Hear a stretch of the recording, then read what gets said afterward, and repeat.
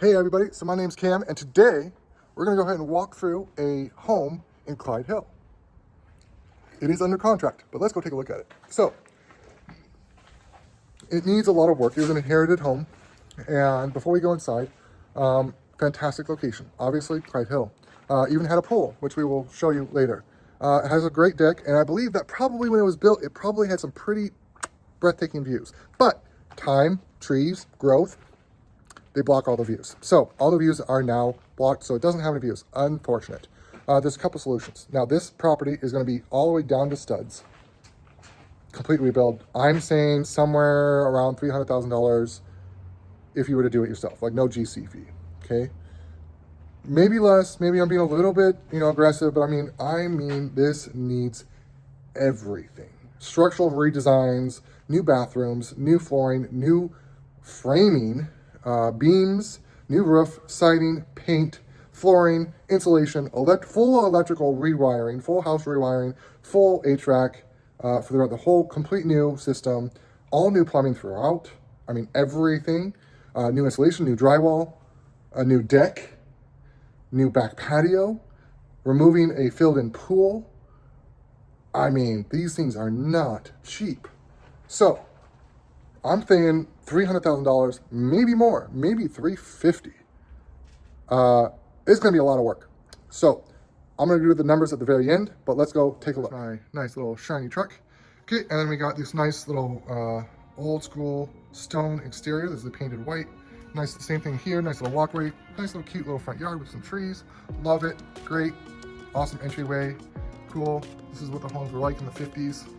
Okay, now let's go take a look inside. So I'll tell you my kind of pet peeves. The kitchen right now is small and compact and is not great. But good news for this, at least for this portion, and it's got some skylights. Windows need to be replaced, not a big deal. You could, good news is there's no non-really load bearing because there's nothing above here. But even if this is a structural wall, you put a post and do a beam running across it and open up all this space. Yes, you still might have an annoying post, but all of this wall would be removed and your kitchen and everything would flow way more smoothly. And then we'd remove this little front of the fireplace, or probably just straight up remove the fireplace in general and put in a electric one, okay? So here's kind of the living room area, dining room's there, and you have an exterior door to the deck. And again, you have all these trees. Trees would have to be cut down there. It's way overgrown the house. All this stuff here would have to be cut down. Ideally, I wish you could cut these trees. I don't think you can remove those ones. All this brush and trees would have to be cut down. Obviously, you see it's just taken over the land. Mother Earth is back to reclaim its space, its territory, ladies and gentlemen. So, as you see, again, 1950s, HVAC, old school vents, and ducting. We do have a basement. We'll get down there in a second. Coat closet, very large bedroom actually. So, obviously windows will be replaced, but not a big deal here. We got some leakage, right? So there was definitely some leaks in the ceiling. That's okay. We're replacing the roof, replacing all that stuff anyways. But dude, guys, look at the size of this bathroom. So the tub doesn't bother me. These things are super heavy, by the way. Super duper heavy. But anyways, this whole thing doesn't bother me, but just the size. Even if you remove the tub, there's just not enough space. Even if you do a shorter vanity to here, it's still like, this is, give you an example, I wear a size 12 shoe. Okay, that's how much space. One of my shoes, it takes up the entire opening. And then you have, your toilet here and this. So it's about a size 12 shoe space opening to squeeze into. Not enough space in your bathroom. Okay, this is another bedroom. Again, the bedroom's a good size. Nothing's back here, windows broken, not a big deal, replacing windows anyways. But let's talk about this other bathroom. Brother, what is going on with this? This bathroom is also really poorly designed. I don't care about that, we replace that anyways. There's just not enough space. We need more space for our bathrooms. Need more space, not enough space. Need more space for the bathrooms. If we're trying to target here like 2.6, 2.7, maybe even $2.8 million price point, ladies and gentlemen. There's no way we're reaching that when you have no space in your bathroom. So let's go look downstairs. So this is kind of sketchy. Okay. So it seems it's fine. The basement height, I'm also freakishly tall. So those lights need to be replaced, and this is the drop point here needs to be lifted up, which you can because the ceiling height's that, and it just needs to be lifted up. It's fine. You can see it's they got all these stupid panels here. So you know, this is just wasteful space. Demo all of this. Everything here would go. All the closets, all the pantries, all these doors would go. This would go. Everything goes. Okay, everything goes. Open up everything. This is the best. Now, this is not technically a legal bedroom because it's not ingress egress. This would need to have a window well, or at least be lowered down so that you could easily climb out in case of emergency or a fire. It's a good sized closet. That's fine. Trim, whatever. Plumbing, fine. You know, you got your HVAC system here. Giant furnace here, super old school Honeywell. It's massive. Like, look at this thing. Boom. Thing's huge. Takes up the whole room. See, if you knock that out, bro, you got a whole nother room there. You could put a different bathroom. You could do, you got under the stairs storage. Okay, so that's pretty good. Okay, so this is the one bathroom that's halfway decent. There's a little bit of space, but it's still pretty tight. Obviously, you see there's a lot of water damage here. All of this would need to get torn out. Everything has to go in here. This whole house has to be completely gutted down to studs. There's just no way around it. And then here's another utility room. Again, very inefficient with spacing. This would all get torn out. As you can see, all the electrical and plumbing would have to go. So you got a ventilation duct there. There's another ventilation duct that would have to be replaced. Hot water tanks replaced. Everything needs to be torn out. Okay, also, if you tear out all this ducting from the giant furnace, guess what? You actually can raise the ceilings up because all of this can be pushed up another 6 inches or a foot because now you're not having to accommodate all the ducting and electrical in there. Okay, and see, so all the vents are coming out of these walls. Well, it's causing the ceiling to be so low. Okay, a big secondary living room down here, another door, exterior door out to the outside. Good outside area, cool. You got a pool here that's been filled up.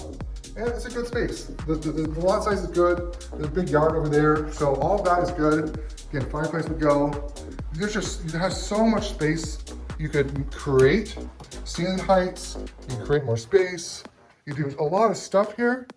But I mean, you're talking, again, at least $300,000 to $350,000, bare minimum. And you're probably looking at a long hold. So you're probably looking at 14 to 16 months hold time frame.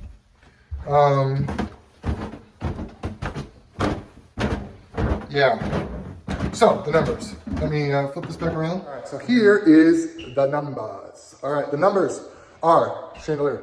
The numbers are $350,000 rehab. Okay. Right now under contract $2.2 million. Okay. Trying to get a bit lower to make it worthwhile. Why? Because it's not a good flip right now. If it costs $350,000 in repairs, and then you buy it for $2 million, it's 2.35. Then you're gonna, it's maybe worth 2.6, maybe 2.7. Okay, maybe 2.8. Let's be optimistic. Let's say 2.8. But then you have selling costs. Selling costs might be 7.5%, 8% total. Then you subtract, so 2.8 minus, 8%. Let's do 10% for math reasons. This is $280,000. Okay, so that's basically $300. So that brings you down to 2.5, $350,000 in remodels. So now you're at 2.150, and then you subtract holding costs, and you're below $2 million. So you just lost money doing a flip. Congratulations. Okay, so now you could buy it retail.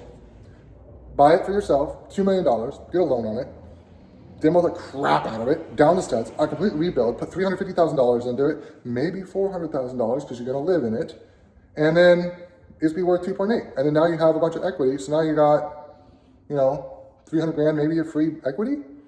That's not so bad. So we also looked at scraping it and building new construction. That does not work either.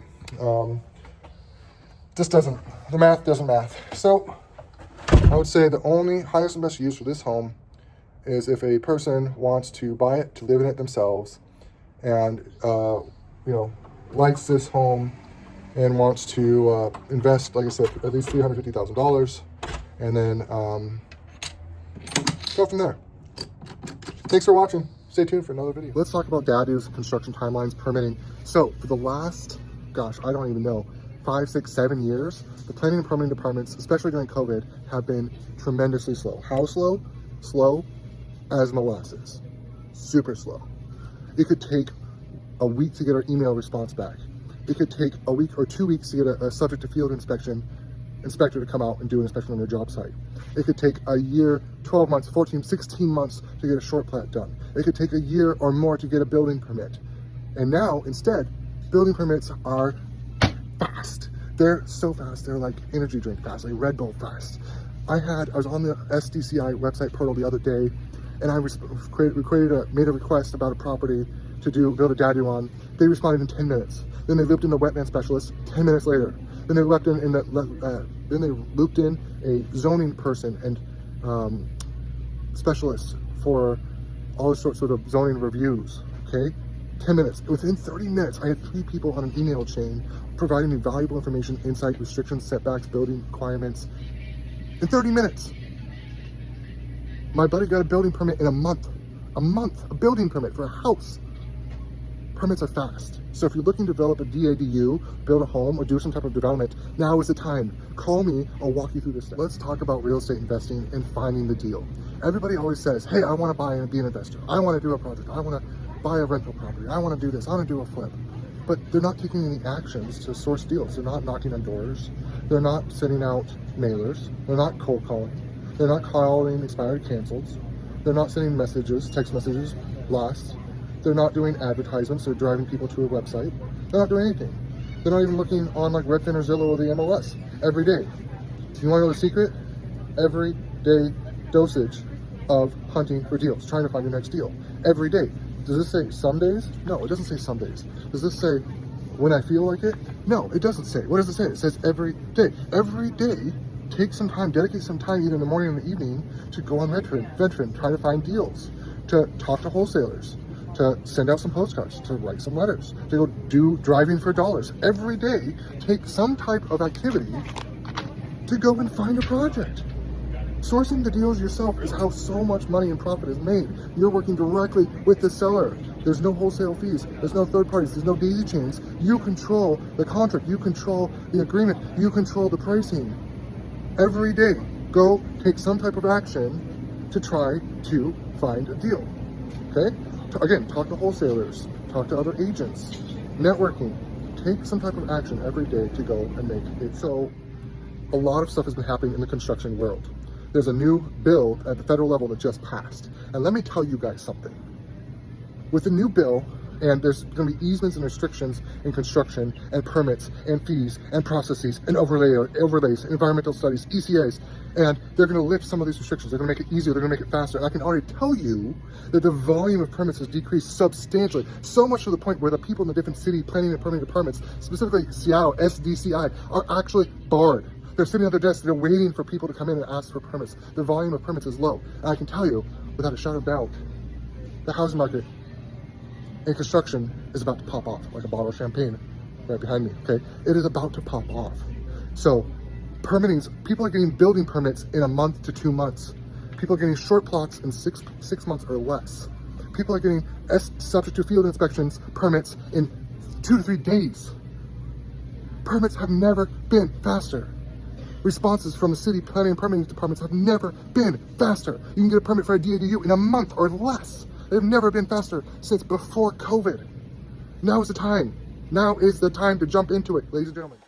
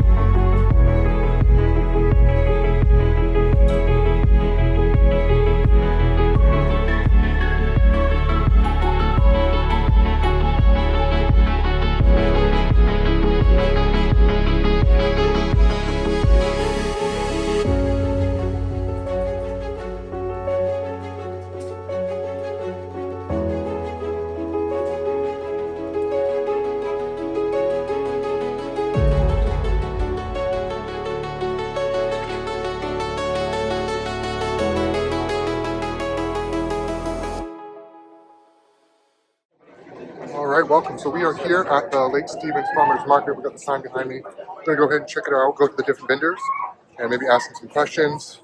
If they're available, just do some interviews. Just going to explore the community. So this is the Lake Stevens Farmers Market. We got some fruit vendors. Check this out. Fresh berries. We got some atomic hummus. Not sure what atomic hummus is. Let's ask this guy. Excuse me, sir.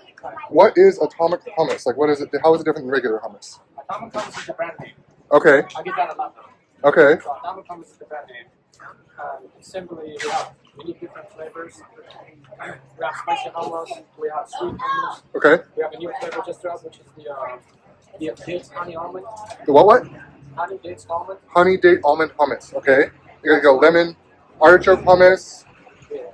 Let's see. You got lemon basil. Which is the most popular one. Which one? The most popular one is the lemon basil. Lemon basil is the most popular hummus. Yes. Okay. We also have spicy hummus. Spicy hummus. Okay. Yeah, black bean chipotle. Black bean chipotle. Okay. Yep. We have the fire roasted red pepper. Fire roasted red pepper. Yeah, that Okay. one's not spicy though. It's not spicy at all. You got garlic, cilantro, jalapeno. Yeah, the garlic is pretty popular too. Okay. We have beef hummus. We have calamari and chives, which is my favorite. Clamato and chives. That's this one, yeah. I'm a big olive oil fan. Okay. Olive oil is good for you, man. Yeah, that one is my favorite actually. Okay. Feta cheese, tzatziki. Okay. What's dolma? I've never heard of this dolma. It's grape leaf stuffed with rice. Grape leaf stuffed with With rice. rice. Okay. Interesting. All right. Well, hey. That's pretty much everything. It's not everything. Today I didn't bring baba ganoush. Oh, baba ganoush. Okay. Yeah, but next time you'll find everything for sure. Okay. Yeah. How are you holding up in the heat? I just got me a new shed spot. So Yeah. Not too bad, right? You're in the shade, so. it's You're... better. I used to be there. Oh yeah. Much better here. It's very cool. Even the ice lasts longer. Right? There you go. Awesome. Well, thank you so much.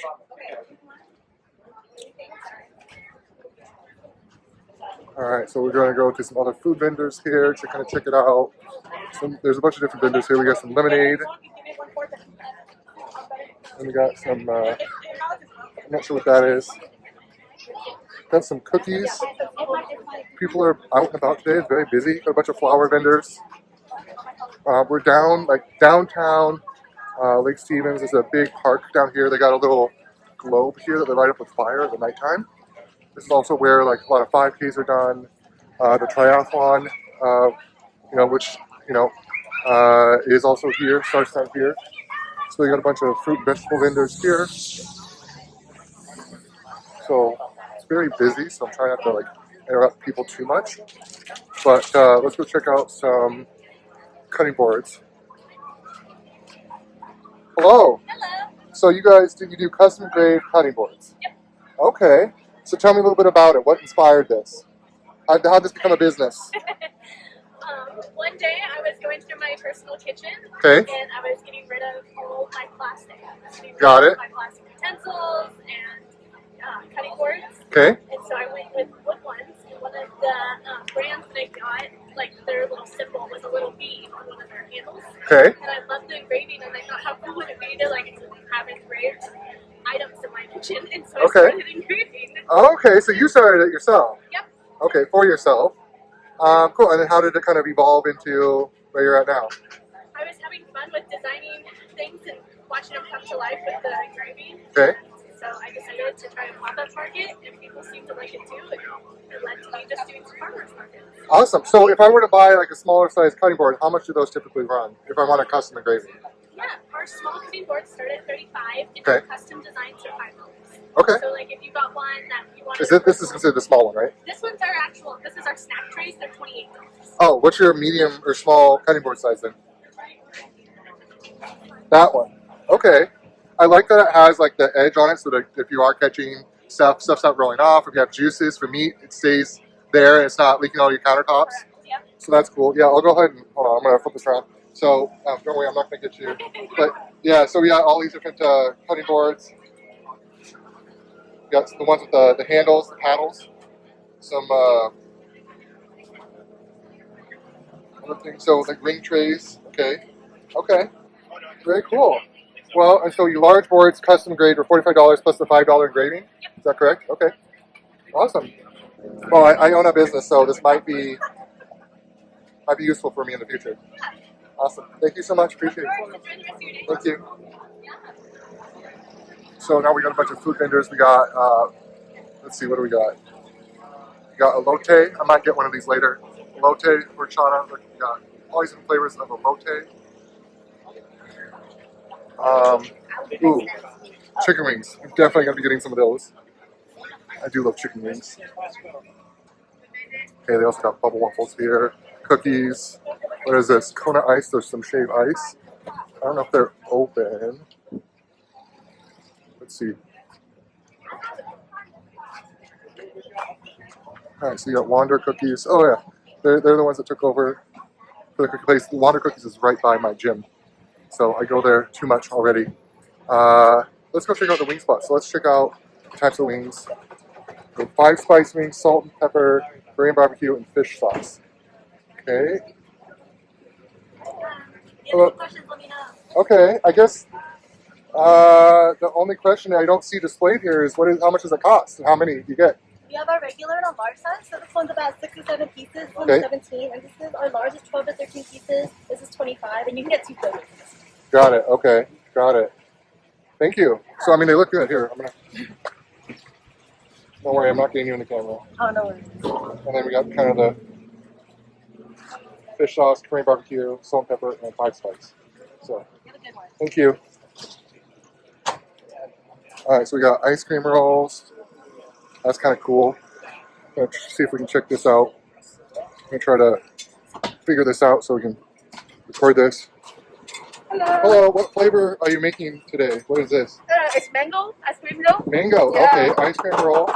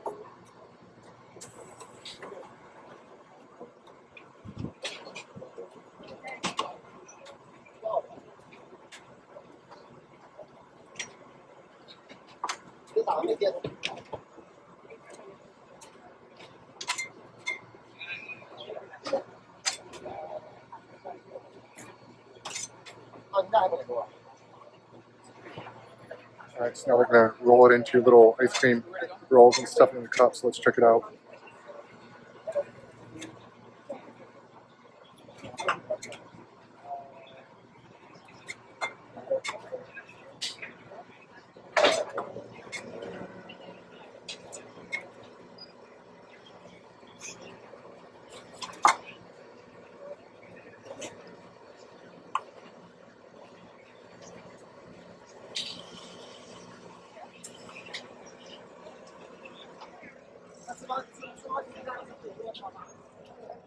Okay, so it looks like we're missing a good number of vendors right now. And so there's some coffee, some cookies.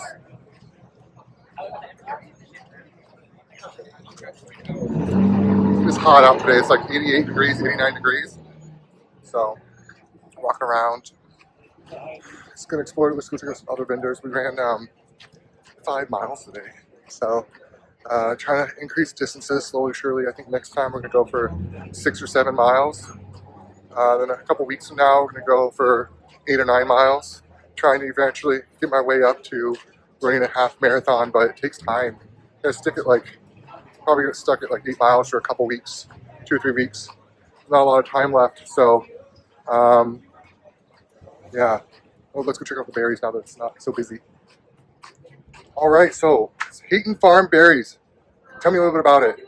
We are located out on Fur Island, which is about 45 minutes north. Okay. In between Conway and Mount Vernon. We have all sorts of varieties, but today we have blueberries that are Duke. We have big blackberries, black raspberries, Cascade Delight, raspberries, and then we had Albion strawberries. We were also out. What is Albion? Albion? Did I say that? Albion strawberries. What's Yep. Albion strawberries? That is one of our variations that are ever-bearing, so it lasts all summer, and those are Okay. a little bit firmer. A little bit firmer strawberries. Okay. Yeah. You guys do the ones where they're like more like basically organic, where you grow them yourself from like a berry farm, or like your own garden bed, where they're just a little bit smaller sometimes, but really We sweet. have like the Puget Crimson, so those are a little bit smaller with a little more juice to them. A little bit more juice, a little bit sweet, natural sweetness to them. Yeah. Okay. Okay.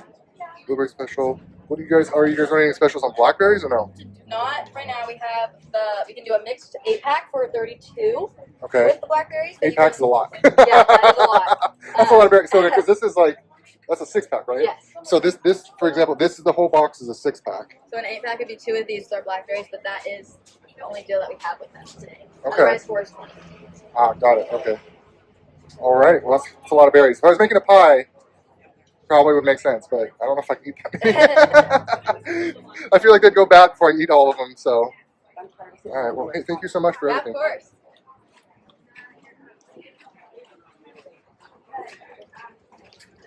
Go explore around and take a look at some other places. We do have a lemonade stand here, but I mean these are like typical lemonade things. They do the fresh pressed and fresh squeezed. They put it in a plastic container. Got Reaper's Whisk, looks like baked goods there. Some of the vendors are not coming today because it's pretty hot, so that may have prevented some of them from coming out. So I'm gonna go check out something really quick, and I will be right back.